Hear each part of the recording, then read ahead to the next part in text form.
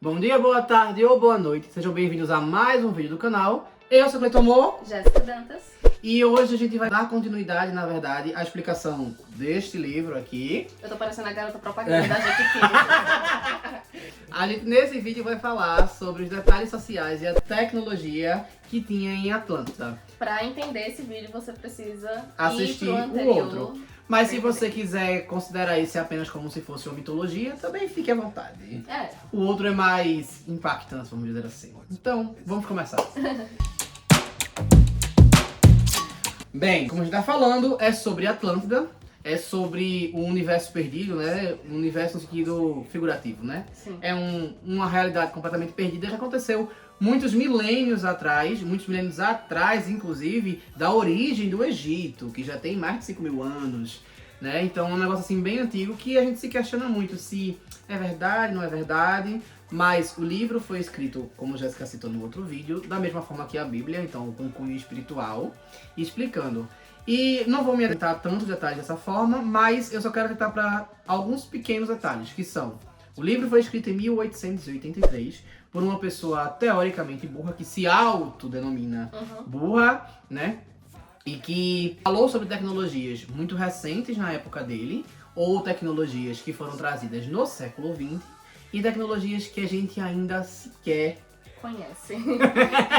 ou a gente conhece de uma forma diferente, que de uma pessoa de 1883 dificilmente teria realidade. A gente vai trazer algumas aqui nesse vídeo, não são todas, tá? A gente só listou algumas que achamos interessante, né? Como a Jéssica falou no outro vídeo, se você tiver mais curiosidade, leia o livro. Eu devia estar ganhando por isso. Você tem que fazer um link na Amazon. Eu devia estar ganhando, mas tem tempo, um mês eu faço esse É. link, vou botar lá. Mas enfim, então vamos começar. Sim. Tá, primeiramente, no outro vídeo eu citei que boa parte das organizações dos templos e das coisas lá, eles eram muito parecidos com templos que a gente tinha, tá? E algumas sociedades que não sequer se viram, né? Como, por exemplo, as pirâmides do Egito ou as pirâmides astecas e maia. Eu gosto de pensar principalmente numa pirâmide, se eu não me engano, de Uxmal, que tinha umas cobras saindo assim, com a boca pra fora, né? Que ela fazia. E que um dos prédios principais, o palácio principal, tinha essa estrutura. Só que assim, bem maior, bem maior. Você se perderia facilmente. Não, com certeza. E eu acho que você gostaria de se perder facilmente. Sim. Porque essa sociedade, ela é baseada na sustentabilidade. Então, mesmo na grande cidade, lá de Caetano, acontecia de ter muita arborização, tinha muitos jardins, tinha área para o vento circular. Ele fala que tinha alguns animais que eram de lá e que inclusive migraram para outras regiões do mundo, alguns pássaros, né, principalmente. E aí se fala de toda uma estrutura que tinha a base que recebe a escadaria, tinha essa cobra descendo, e por dentro dessa cobra, quando você ia fazer essa visita, era como se fosse um túnel que entrava um carro. Tá, eles tinham um carro. É. A gente vai explicar. Voador ainda por cima. Pra humilhar. Pra humilhar, assim, na unha. O povo entrava nesses carros pra poder fazer um turismo ali dentro, entravam naquela boca daquela cobra pra ver várias coisas. Que tinha uma área militar, tinham áreas que eram como se fossem prédios em cima do prédio. Então assim, sustentação nível master. Era, porque eles tinham níveis, tipo, do nível mais baixo, nível mais alto, tem alguns 4 níveis. Eles tinham uma espécie de elevador também. E entre esses níveis sempre tinha área de convivência, jardins e área que de fato ventilava para que animais pudessem ir e vir voando e tal, e as pessoas pudessem fazer piqueniques. Também eram abertos ao público, obviamente com exceção do nível mais alto, que era de onde o imperador ficava, mas nos outros a população podia em dias específicos, em momentos específicos. Era quase uma visita ao museu. Era praticamente isso. E podia ser assistida ou não, porque Exato. se você fosse estrangeiro ou de uma cidade mais afastada de Poseidon, você poderia pagar ali pelo... Que é um dos pontos, assim, que eu não tinha parado pra associar, mas realmente muitas das coisas que eles faziam eram abertas ao público. Exato. Muita coisa mesmo. É literalmente sustentável ali. Porque, por exatamente. exemplo, o templo lá principal deles era no formato de pirâmide. Era uma pirâmide egípcia. Era uma pirâmide egípcia, mas toda estrutura por dentro diferente. E basicamente eles fizeram uma caverna, né? Eles pegaram uma caverna e moldaram um monte, né? para ele ficar no formato de pirâmide e revestiram, fizeram aquela preparação toda. Mas o interior era uma caverna, ele fala para as estalactites e estalagmites de lá, a parte que eles abriram para poder colocar púlpito não, vamos daqui, o palcozinho para poder ter aquela parte. Acho que é púlpito mesmo, né? O púlpitozinho para colocar toda uma estrutura que tinha uma chama lá especial e Então. uma chama lá especial, que era uma chama que representava a divindade estar presente. E se a gente for parar pra pensar, que eu acho que é uma das coisas que mais me encanta nessa parte da estruturação como um todo, é justamente a beleza associada a tudo isso. Pelo menos a descrição que é trazida nesse livro não é a descrição de uma população ou de um ambiente rústico. Muito pelo contrário. É uma descrição de um ambiente inovador, tecnológico.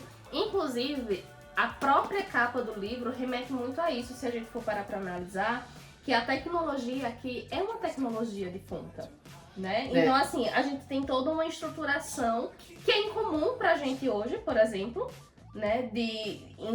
No sentido de como isso é organizado, de como isso é feito, de como isso foi construído e acabado. E de que nesse contexto do livro, ele traz isso de uma forma muito mais avançada, que pra gente hoje é difícil da gente conceber. E que nesse livro, nessa parte, pegando essa parte da estrutura dessa forma de tecnologia, essa parte aqui do meio mesmo seria a avenida, Sim. que é para onde os carros vão fluir. Mas existem as áreas... Eles não andam, eles fluem. Que as partes aqui, dessa parte aqui, que é a parte de habitação, elas têm também outras vias para você circular e fazer as coisinhas todas aqui, ó. Tudo muito alto. E o que acontece? O que eu acho legal é que se você para pra pensar, e se você for dar uma pesquisada, os maias, eles se organizavam dessa forma. O quê? Não acredito. Eles tinham a via principal e as outras áreas eram divididas parecido com o que o livro escreve, que são habitações ao entorno de uma grande praça, que tinha alguma coisa ali, e aqui ficava uma comunidadezinha aqui, uma comunidadezinha ali, uma comunidade, formando um quadrado, coisa do tipo. Não só os maias, os astecas também se organizavam dessa forma. E o livro fala que eles são descendentes dos Atlantes. Sim. Então faz também esse sentido. Que aí eu me pergunto, em 1883, uma pessoa burra saberia dessas informações dos maias? Na verdade, a sociedade já sabia que os maias e os astecas se organizavam desse jeito, por mais que tivessem invadido e tal. Isso tinha registrado em algum lugar. Registrado não somente, publicado. Divulgado, Divulgado. Porque era isso que eu ia dizer. Porque o registrado tinha os códices, já tinha os códices maias e astecas, o Popol Vuh, maia, entre outras coisas, já tinha, realmente. Mas era de fácil acesso. Que tristeza. As pessoas conseguiam ter acesso para ter essa informação, é esse meu ponto. E novamente, levando em consideração o autor sendo quem era. Sim. E eu tô falando essa questão do maias e astecas porque, por exemplo, pros incas, Machu Picchu é do século XX, a descoberta do Machu Picchu. Então, tipo, os incas, eles foram... Vou usar uma palavra muito forte. Suplantados. Lá em 1500 e bolinha. Mas a descoberta de Machu Picchu é século XX já. Já é 1900 e um pedacinho, no comecinho, se eu não me engano. 1926, 28, uma coisa assim, no comecinho. Então, assim, não tem nem como ele citar alguma coisa parecida com a organização de algumas dessas civilizações. Porque ele não tinha contato, ou quem tinha contato não tinha divulgação fácil das informações. Por aí você já fica se questionando como é que a luz sai esse livro. Né? Se você é cético a esse nível, já fica assim, isso aqui, como foi que fez? Já passa a abalar aqui as estruturas. Vamos pro próximo ponto. Próximo ponto é a organização dos estudos. Você tem que fazer mestrado pra entender. A gente brincou que os Atlantes, eles precisavam ser educados para entender como é que eles iam passar pela educação. Não, ele era assim, pare, vem cá. É o seguinte. Exatamente. O sistema educacional deles não era um sistema educacional muito simples de entender e a gente tentou trazer de uma forma resumida, mas que a gente reforça que para mais detalhes você realmente precisa ler o livro, porque não tem como trazer todos os pontos aqui. Vou puxar mais um pouco para os estudos mais avançados e então eu resumo logo a parte do ensino básico. médio. Vá. Então, o ensino básico era feito de uma maneira que... É porque eles não dividiam as matérias como a gente divide. Português, matemática, ciências, histórias e tal. Nem os níveis como a gente divide. Tipo, educação infantil, ensino fundamental, 1 e 2, enfim. Isso não existia. Exato. Eles tinham uma progressão e que eles consideravam os anos específicos para aquele tipo de assunto para preparar a população. Teoricamente, todo mundo que terminava a escola já tinha profissão.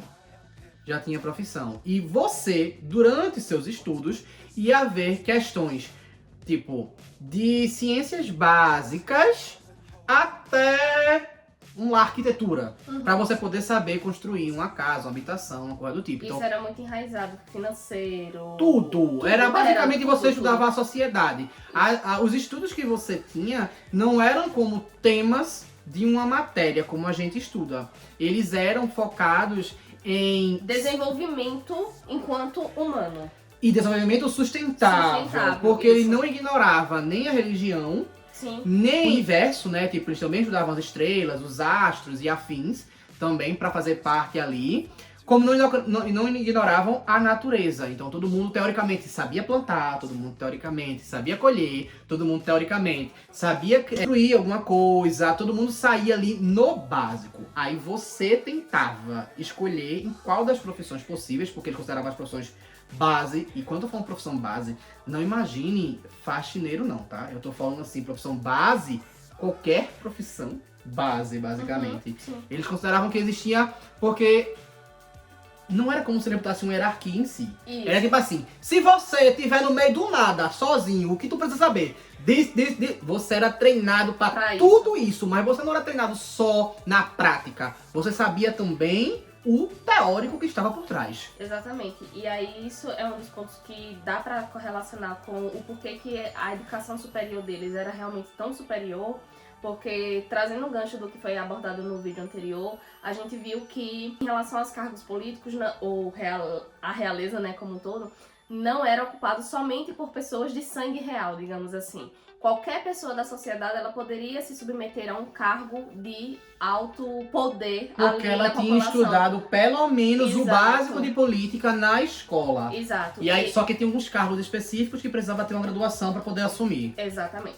E aí, levando isso pro ensino superior, né, como um todo, eles tinham um principal centro, que é o Shiatula, que é justamente onde acontecia, então era como se fosse a faculdade, a universidade deles, para eles se desenvolverem.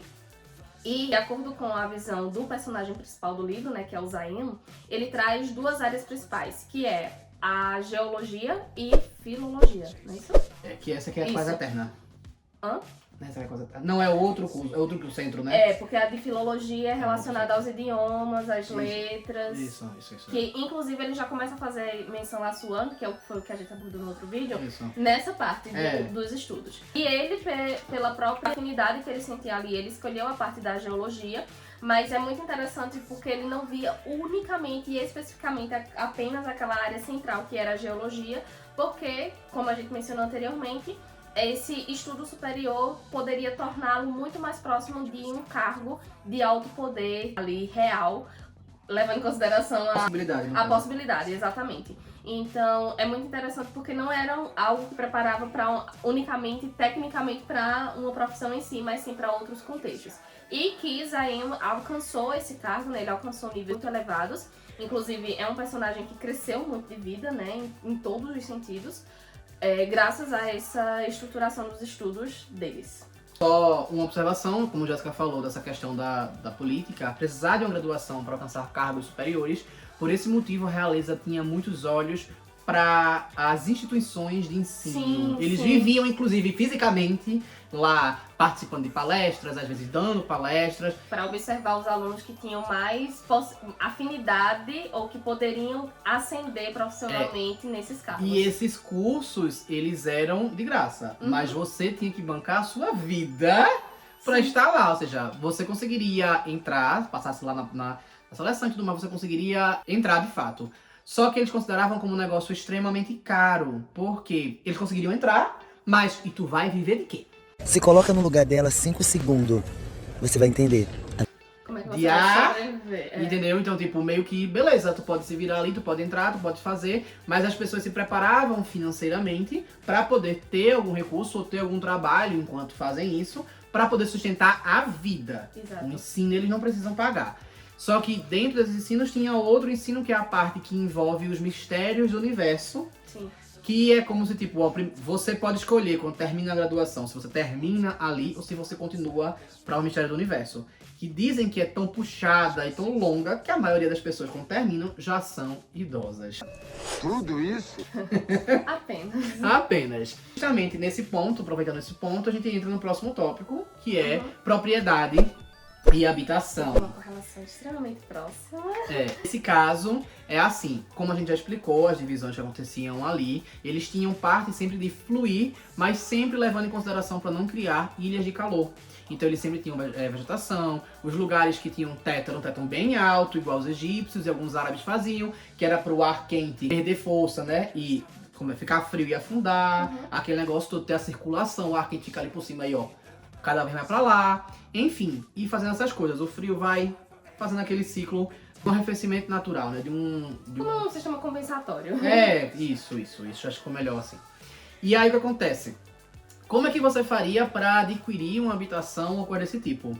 Basicamente, era direito de todos ter uma habitação, você só precisava chegar num lugar específico lá da geografia da cidade, que tinha um nomezinho específico, agora não tô lembrando, mas você chegava tipo um cartório, chegava lá e você solicitava, seja para morar ou para trabalhar. E aí tinha uma taxa X e tinha uma localidade que você ia morar. Essa taxa você pagava diretamente para o governo e você poderia habitar.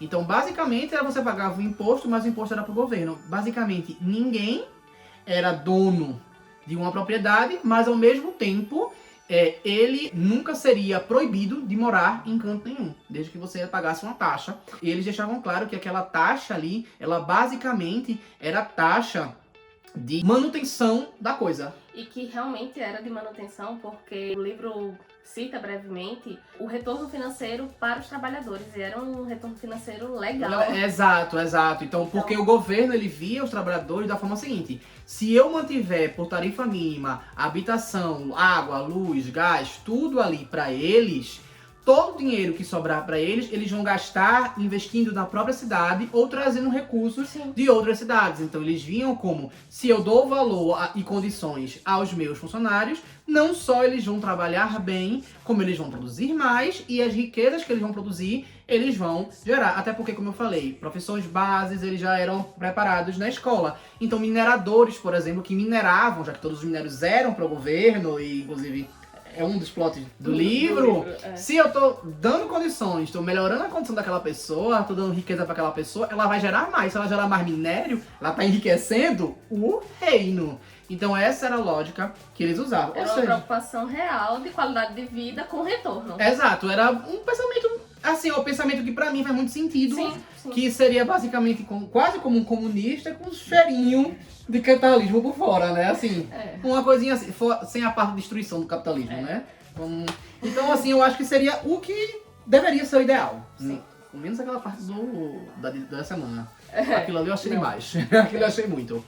Thank you, next. A gente vai falar agora de algumas tecnologias deles. Inclusive, se estão gostando, curtam, comentem, compartilhem, se inscrevam no canal, viu? Depois de terminar esse, se não viram o outro, vai lá ver o primeiro, tá? Mas vamos continuar. Bem, algumas tecnologias que eles tinham, que nesse livro foi citado, mais uma vez, em 1883 ninguém sonhava que tinha esse tipo de coisa, né?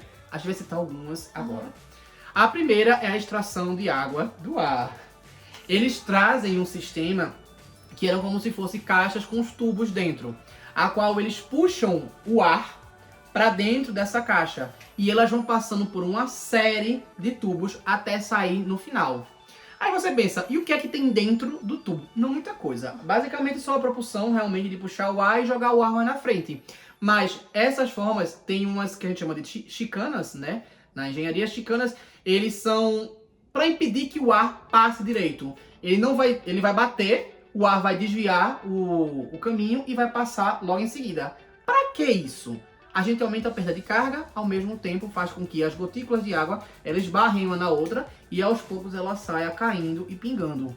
Ou seja, literalmente com uma coisa bem simples, quase que só física e um motor, eles conseguiam tirar água do ar. Eles costumavam levar esse tipo de coisa, uma versão mais portátil dele, quando eles iam para um deserto, porque eles poderiam colocar ali, por mesmo que tenha pouca água, eles conseguiriam tirar. Aí você pergunta, de onde vem a energia do motor? Do sol, Benção.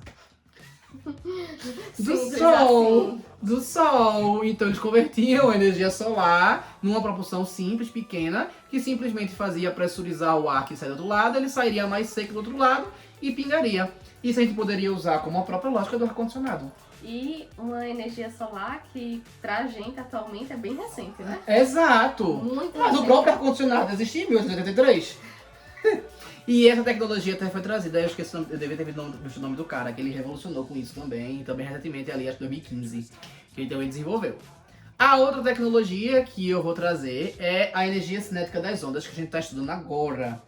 Que Poseidon, ele usava energia elétrica que vinha da conversão da energia cinética das ondas. Você pergunta como, né? Basicamente como se faz a energia eólica, né? Não tá girando ali, e a energia cinética ela é convertida em eletricidade por dipolo, e aí vai passando pelos fios. Lá era a mesma coisa. Como eles eram uma ilha, eles simplesmente colocavam eletrodutos lá nas pontas, que quando a onda passava e fazia a movimentação, essa movimentação gerava eletricidade, essa eletricidade passava por canos e era distribuída pela cidade. Obviamente eles tinham usinas também de armazenamento, essas coisas, eles tinham outros tipos de energia também que eles usavam durante a noite, que fazia parte das forças ocultas da natureza que eles citam. Então eles também tinham outro recurso, mas faziam isso. Aí você pergunta, mas isso é possível?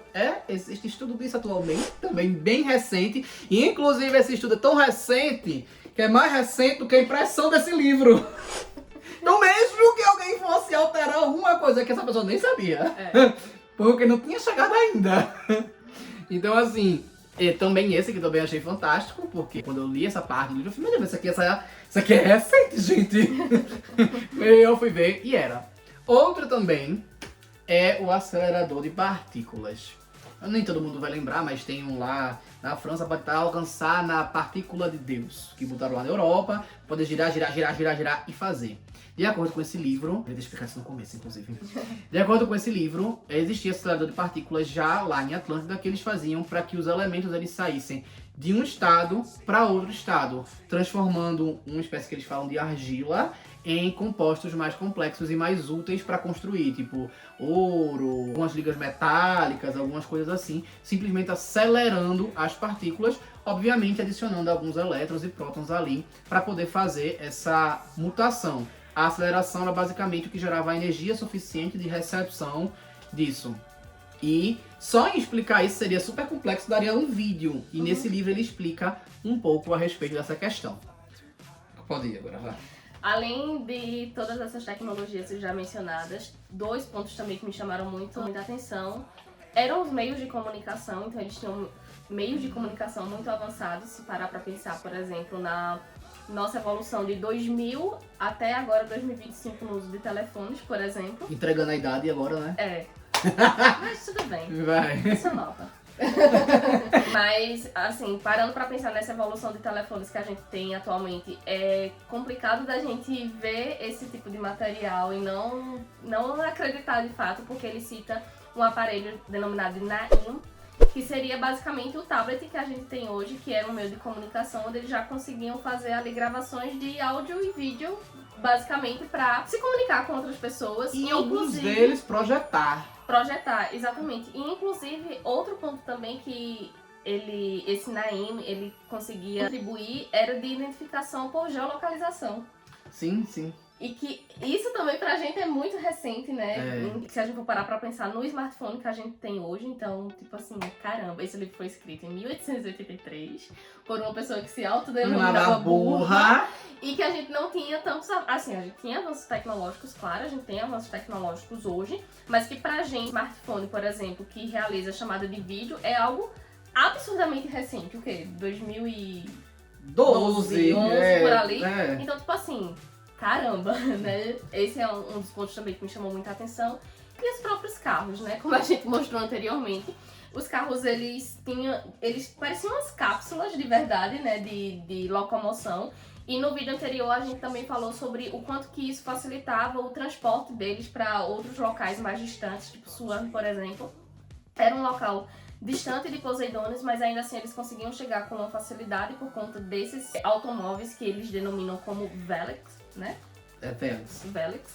e que são altamente tecnológicos e que não só andavam, digamos assim, mas que também eram literalmente a definição de carros voadores, porque eles conseguiam realizar isso.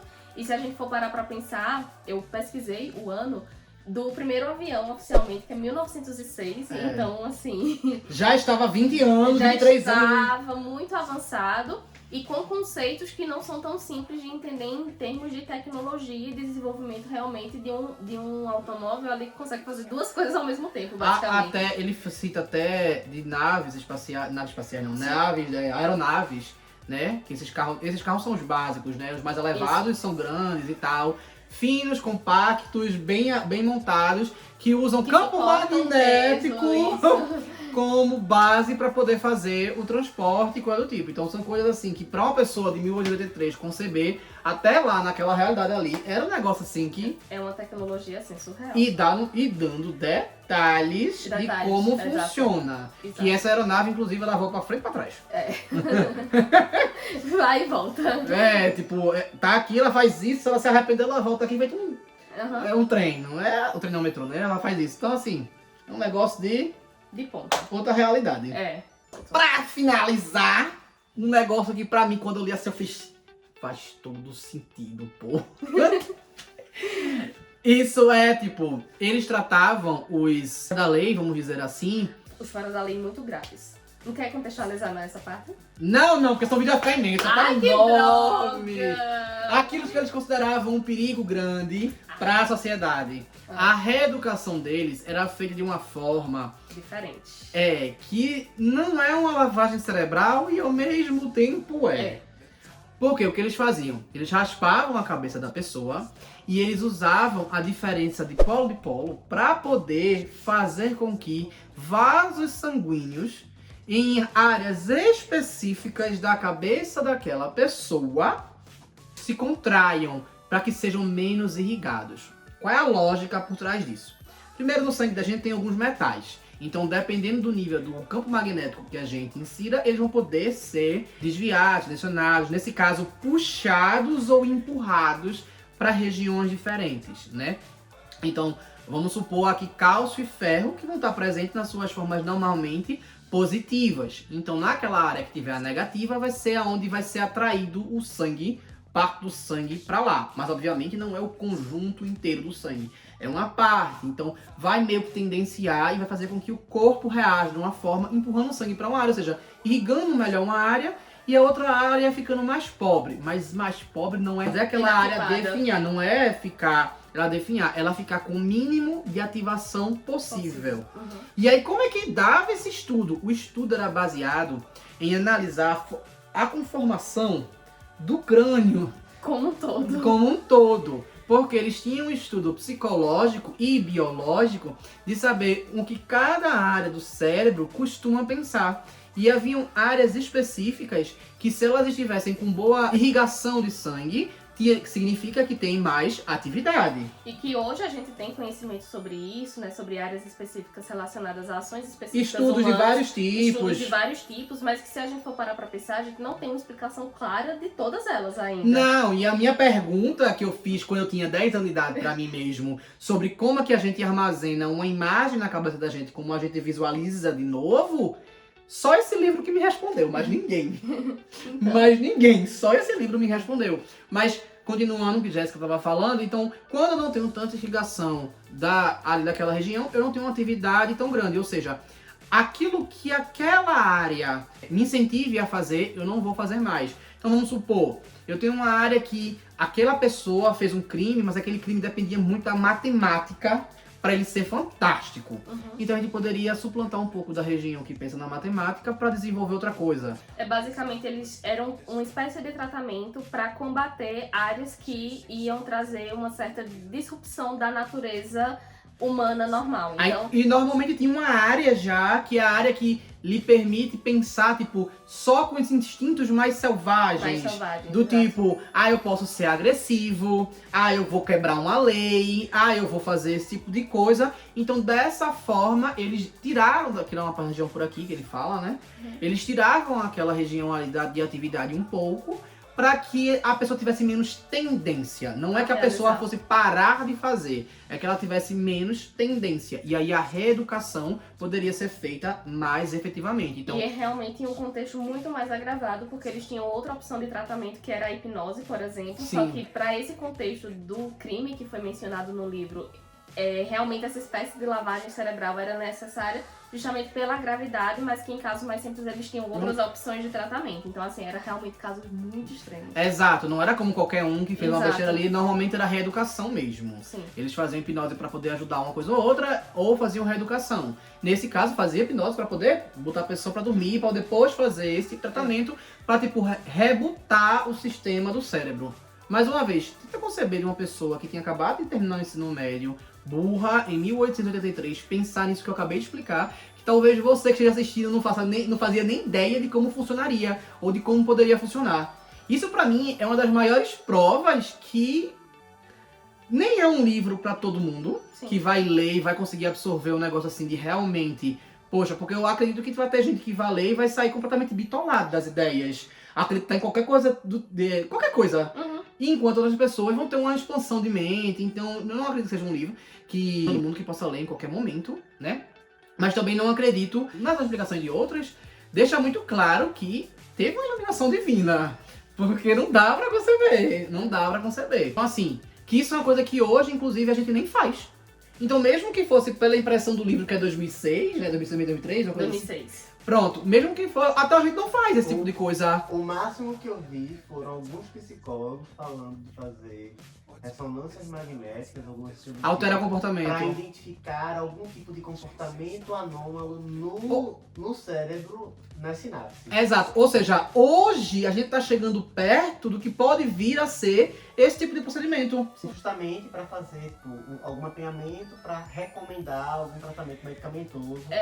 Porque as questões éticas acho que não deixam chegar nesse ponto. Não vai deixar. Dificilmente. Não, é dificilmente. porque acho que quebraria umas regrinhas aí, né? E É. aí tanto faz você querer pra fazer com que as pessoas não façam algumas coisas, como pra forçar Sabe. Ela a fazerem. Exato. Exato. Acho que os aspectos éticos não deixam Eu acho que chegar não vai nesse chegar. nível. Mas só o fato de se estar caminhando pra ter a tecnologia já é alguma coisa pra você ter pelo menos entendimento de como Sim. o cérebro funciona, Sim. né? E se você for curioso da pergunta que eu fiz quando eu tinha 10 anos pra mim mesmo, a resposta desse livro que ele dá é o seguinte: que tudo que a gente pega uma partícula, a gente agita, o nível de agitação vai identificar qual nível energético ela vai estar. Quanto mais a gente agita, mais vai subindo. O que foi? É um pensamento intrusivo aqui. Posso dizer? Deixa. Tu perguntou, se a pessoa ficar curiosa pra minha pergunta, e eu pensando, se ficar a Não pessoa quer nem dizer nem lembra a pergunta. Isso.